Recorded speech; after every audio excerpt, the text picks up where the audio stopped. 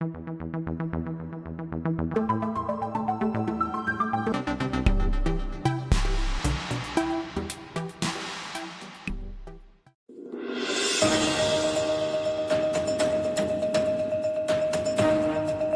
Kenya, carbon trade of its kind has been done successfully in the capital, Nairobi.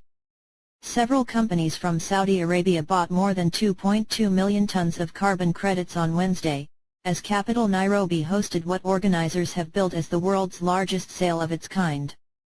Demand for carbon offsets, generated through projects such as tree planting or using cleaner cooking fuel, is expected to grow as companies seek to use the credits to help meet net zero emissions goals.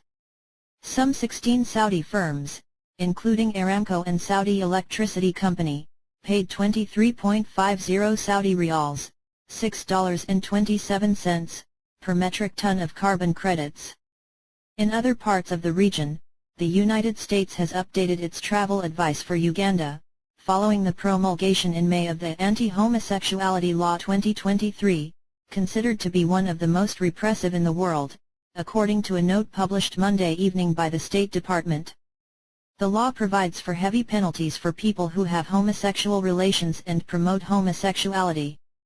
The crime of aggravated homosexuality is punishable by death, a sentence that has not been applied for years in Uganda.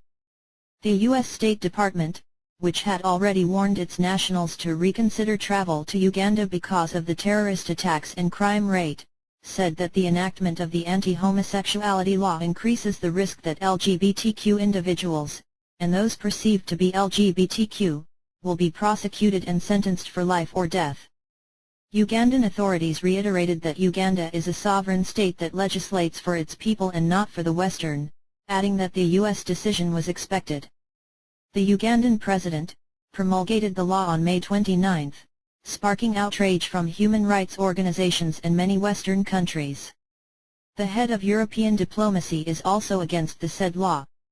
In particular, Washington suspended funding for government programs and imposed visa bans. Some European countries have frozen part of their bilateral aid to Uganda. The law has since been annulled by the Constitutional Court on the grounds of a technical defect in the vote.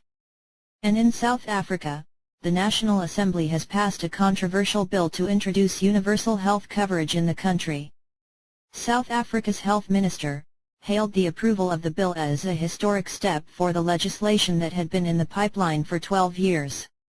The opposition fears that the already overburdened public health system will collapse if the new legislation comes into force. Leading opposition party, the Democratic Alliance, DA, denounced the move, saying that 9 million of the 60 million South Africans who have medical insurance would have to be covered by an already overburdened public health system. In Africa's leading industrial power, public hospitals are often overcrowded and under-resourced or understaffed. The most privileged often turn to the private sector. And in northern part of Africa, Sudan has rejected the appointment of Kenyan President William Ruto as head of a quartet to facilitate peace under the regional bloc, Intergovernmental Authority on Development, IGAD. The junta leader Abdel Fattah al-Burhan accused Nairobi of having harbored sympathies for the Rapid Support Forces, RSF, whose leader Mohamed Hamdan Daglo Hemedti was once his deputy, but is now an arch-enemy. The latest statement came as Sudan had also rejected the IGAD mediation schedule, which would have seen Ruto arrange for a face-to-face meeting, for the first time, between the two warring generals. IGAD had insisted it would stick to the mediation quartet led by Kenya in the search for peace in Sudan, even after Khartoum rejected the proposals, in spite of Sudanese protests. According to officials familiar with the decision, resolutions publicized in an official IGAD communiqué remain in force until formally revised by the heads of state and government of the 8-member bloc.